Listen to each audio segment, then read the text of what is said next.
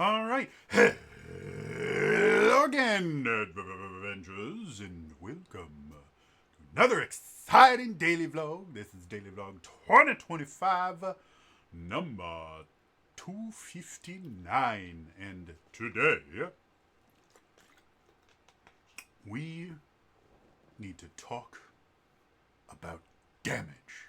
So, if you guys have watched my interview with Homie and the Dude, wow, brain just completely gone.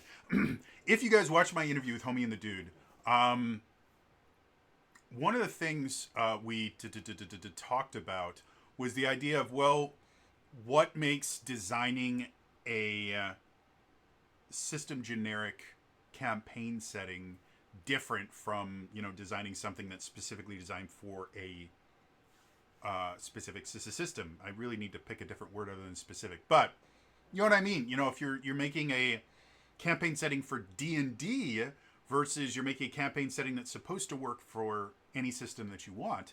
By the way, if you haven't watched that, go watch it. It's fascinating. Like, it's really, really, it's in my humble opinion, I think it's one of the best videos I've put out in a really long time. We get to talk about a lot of really interesting, awesome stuff on there. Anyway, and one of the things that Bodhi mentioned was the idea that in their campaign setting, the Scorched Basin, currently on Kickstarter,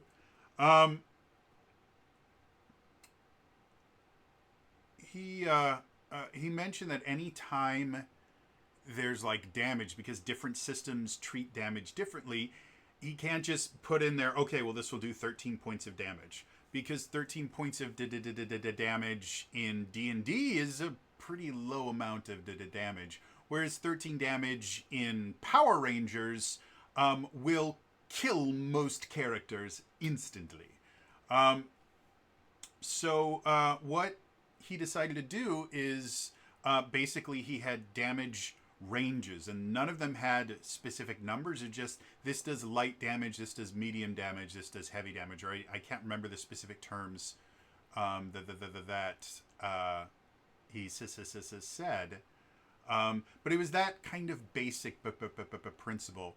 And that idea is not completely out of the blue as far as far as TTRPGs are considered.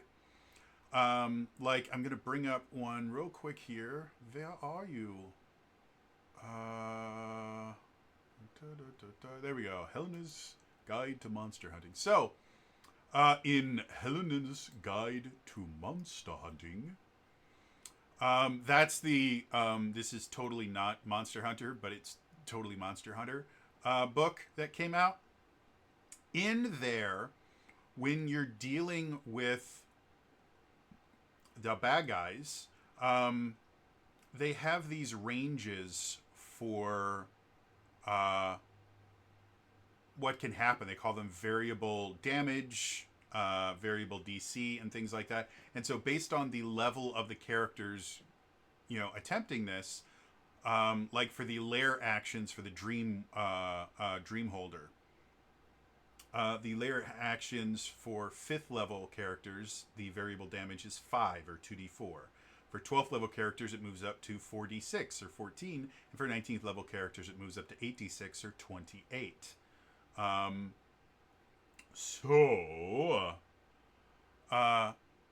This idea of having like kind of range damage is not a completely alien idea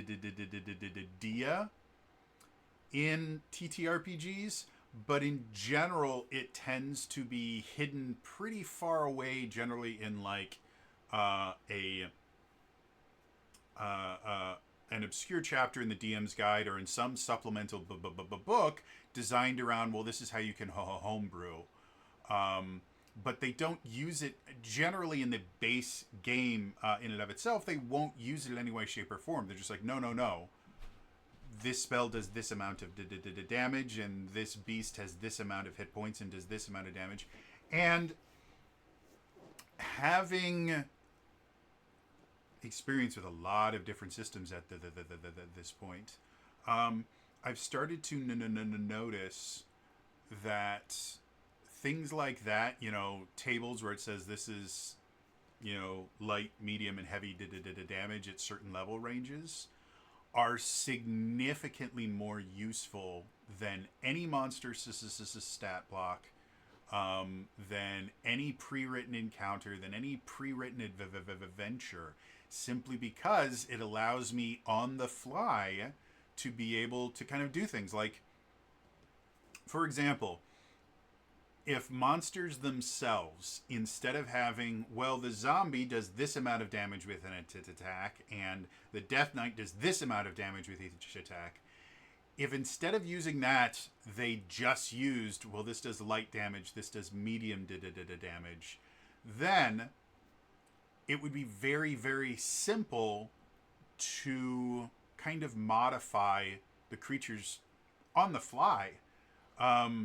Like if we wanted, we have a Death Knight, and they're fighting the players, and he's able to kind of down a character. He's able to knock them down, not knock them out or anything, but knock them down. And instead of just making an attack, which feels boring, you kind of narrate that he goes over your prone body. He lifts his great sword in the air and he plunges it into your chest. Well, that feels like it should do a lot more damage than the regular thing. So if we just had, well, he normally does light damage with this attack because he does a lot of them. Well, let's say he does medium damage with this, or maybe heavy damage with this. And all I would need to keep track of as a dungeon master is, maybe 3 or 4 different numbers that I just would have to have somewhere on my DM screen. Easy enough to have that happen. Also, from a purely digital standpoint, if instead of giving each individual monster its own damage range, you just went light, medium, heavy, or light, medium, heavy, severe, or very light, medium, heavy, like give as many different increments as you want. If you just do that in a digital to tabletop, then the ability to modify creatures and like level them up or scale them down becomes significantly easier from like a coding perspective, because you simply have, for that value, you have it called to a table that is based on the level of the creature. And when you increase the level, it just goes to the next line down or the next line up, and makes it really easy, as opposed to going, well, now that it's up here, the proficiency bonus changes, and that should mean that this thing and this thing. No, that's just too complicated. Yeah, and like I said, it's not that this is an unknown thing. If you look at the 2024 DMG, if you go to the example hazards section, and I think chapter 3, one of the things they have, like one of the examples is poisonous gas hazard. And so regularly it's a DC 12 Constitution save, and you take 5 poison damage, and it's listed as a nuance hazards, or nuisance hazard, not nuance, nuisance hazard. So it's not a really bad hazard, and it's for levels 1 to 4. But they have a little chart down here that says, well, if you want to use this as higher levels, for 5 to 10, it does 11 damage, and it's a DC 14. For 11 to 16, it's 22 damage, DC 16. And 17 to 20, it's 55 damage, DC 18. Really, really simple. But that is specific to the poisonous gas. This is only for the poisonous gas. Definitely won't see that exact same table anywhere. Oh, wait. There's another trap called Vicious Vine. And it does 5 necrotic damage. And there's a DC 12 save to get out of the grappled condition. And then when you level it up, 5 to 10 is 11, 11 to 16 is 22, 17 to 20 is 55. They obviously already have a table for this is how much nuisance hazards do damage for. And I thought I remember seeing somewhere in the DMG or one of the books hey, by the way, this is just if you want to do light, medium, heavy damage, here's some easy numbers that you can use. But as D&D is very common to do, they like to give you the end result, but they don't like to show you the math they use to get there. It was one of my biggest complaints about the monster manual for 20 to 24 is almost every other book that they released for 2024. They're like, by the way, this is how you can homebrew your own aspect of this. And these are kind of the things that we use to make our own homebrews. But for the monsters, they're like, you can modify our monsters, but we're not going to tell you how to build them. And it just annoys the hell out of me. And then, again, the idea that it's obvious they have guidelines in there of this is light damage, this is medium damage, this is heavy damage, and it's ranked by tier. So why in the world are they not giving that to dungeon masters to make their lives easier? And to be perfectly honest, to make running the game easier. It is significantly easier for me to remember, oh, this monster does light damage with his attacks, than it is for me to remember, oh, this monster does 2d12 damage with its attack. And running combat with multiple creatures, I can very easily remember, oh, this is a big dude, he does medium damage. This is a small dude, he does light damage. As opposed to having to look at every single character sheet and look at every single stat block and go, well, this is their save DC and this is that. And again, I can kind of understand the idea, well, if you standardize things like that, then the players can also figure that out. And that means that they can metagame knowing that, oh, well, this is tier 2, and we know that in tier 2, a medium save DC is 16 or something. Or we know that the damage is going to be, 12 points of damage. So if we can find a way to mitigate 12 points of damage, even though we've never been hit by this creature, we'll be able to deal with it. And again, I say this over and over and over again because it's always kind of relevant. I got my start running D&D in game stores and at conventions. Metagaming, especially for convention play, metagaming was always a thing. And different companies deal with it in different ways. It was one of the few things that I thought the Adventures League kind of did right, was basically the only way that they really messed with metagaming was you're not allowed to run the same adventure with the same character twice or more than once. You can only run a specific adventure with a specific character, but you can DM that particular adventure and run it 100 times and then play in that adventure 100 times as long as you do 100 different characters.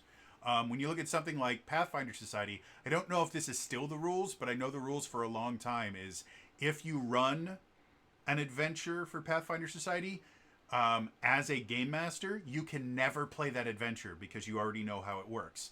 And if you play in an adventure, you can never play in that adventure again with any character. So every single adventure is a one-time only thing. And I've never thought that was an OKKK thing. So again, I get the idea of we want to try and prevent metagaming. Again, I've been doing this for well over a decade. I have got thousands upon thousands of hours of experience. I have played with extremely experienced players and brand new players and everything in between.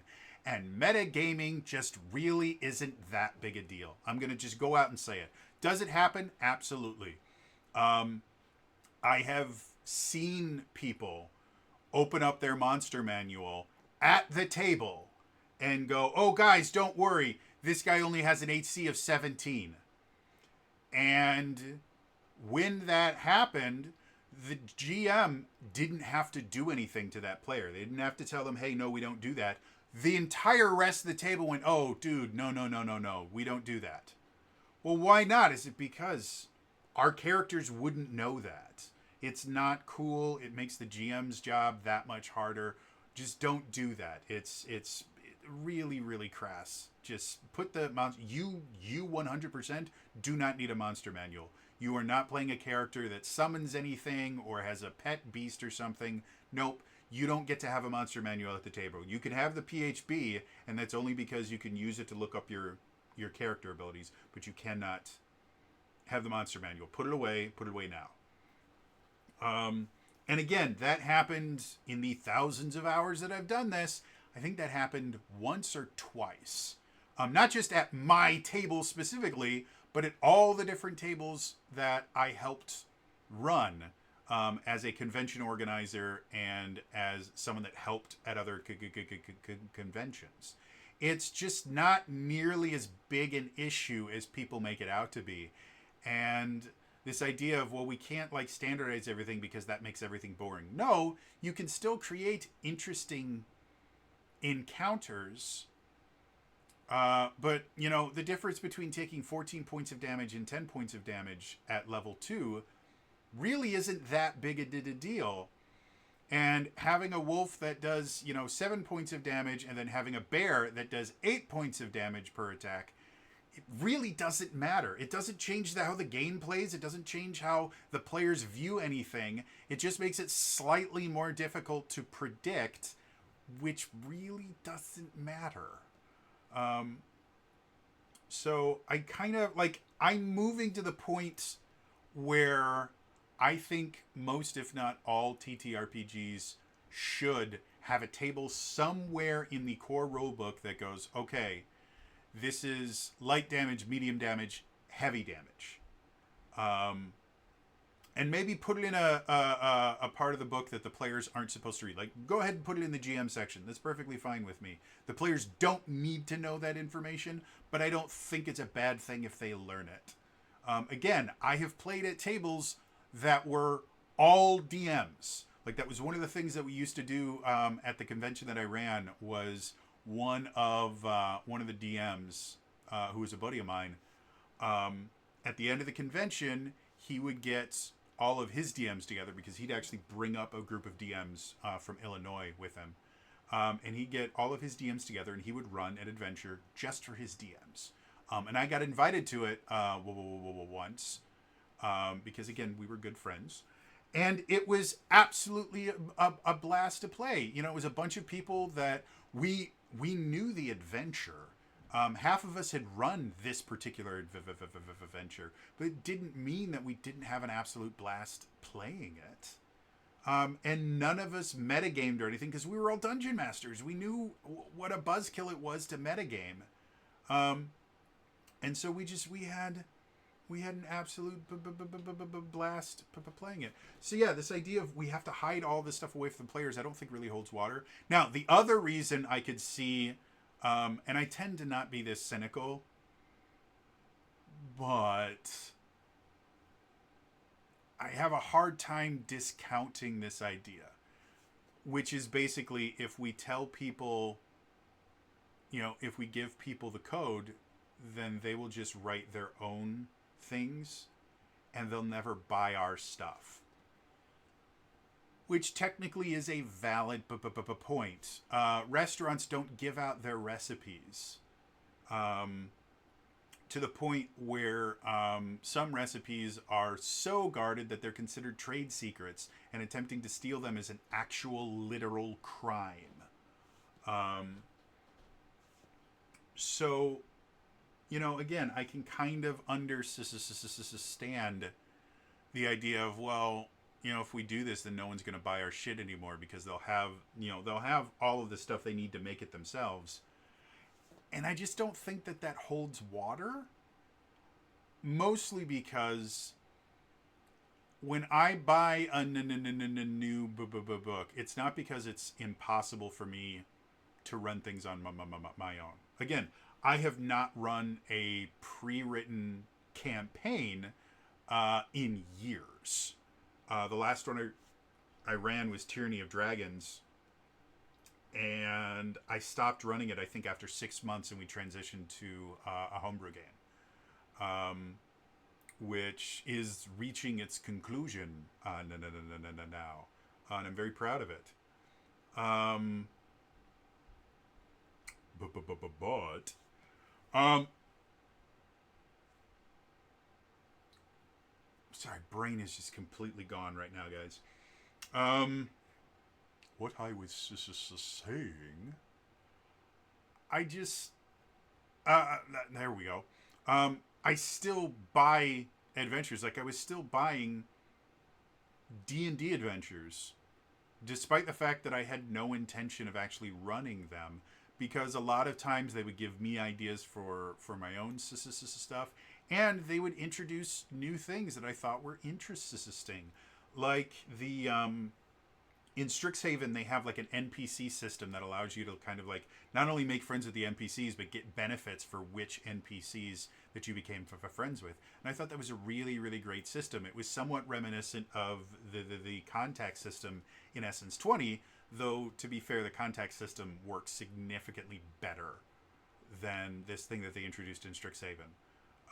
But it was still a really cool thing. So this idea of like, if we tell them how to make their own stuff that they're never going to buy, no, people will still buy. First of all, making your own stuff takes time and effort.